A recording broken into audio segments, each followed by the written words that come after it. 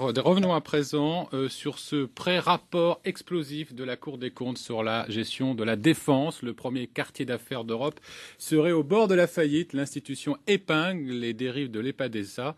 L'établissement qui gère le quartier n'aurait plus les moyens de ses ambitions. Didier Morel avec Sébastien Thomas. 25% de réduction sur le prix du mètre carré, c'est ce dont bénéficie cette nouvelle tour, la tour D2. La première pierre vient d'être posée. La Défense solde son prix du droit à construire. Le but, attirer de nouveaux investisseurs, de plus en plus rares.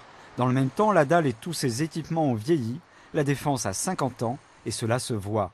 L'argent manque pour rénover. La Cour des comptes alerte sur une fuite en avant. Les élus d'opposition aussi. Il s'avère que, les tours qui sont construites, comme elles sont dans des espaces hyper contraints, eh bien, c'est beaucoup plus compliqué à les construire. Les aménagements qu'il faut prévoir sont beaucoup plus nombreux. Donc, les recettes de l'EPADESA diminuent. La deuxième chose, c'est que les tours en soi, avec les normes environnementales, sont devenues plus coûteuses. Donc, du coup, il y a peut-être une offre moins d'opérateurs qui vont s'y lancer. Puis, troisièmement, il y a eu la crise derrière qui est venue heurter le projet.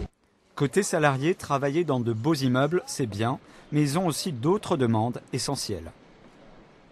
Habiter, vivre, avoir des restaurants qui sont un petit peu différents de ceux qui sont là et qui sont faits pour des businessmen.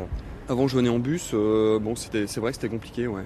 Il n'y a pas suffisamment de transport. Je vois d'autres villes comme Berlin, des choses comme ça qui sont où on a l'impression qu'il y a plus de dynamisme. Autour de Paris, de nouveaux espaces attirent comme Issy-les-Moulineaux ou Saint-Denis.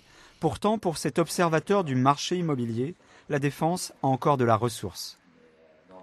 On ne pourra pas remplacer cette notion de plateforme centrale aussi proche de Paris et avec autant d'interconnexions. Donc, à partir du moment où les travaux suffisants auront été faits sur les infrastructures et sur la rénovation des bureaux et des tours pour qu'elles apportent une qualité qui justifie le prix, il y aura évidemment une reprise sur la Défense.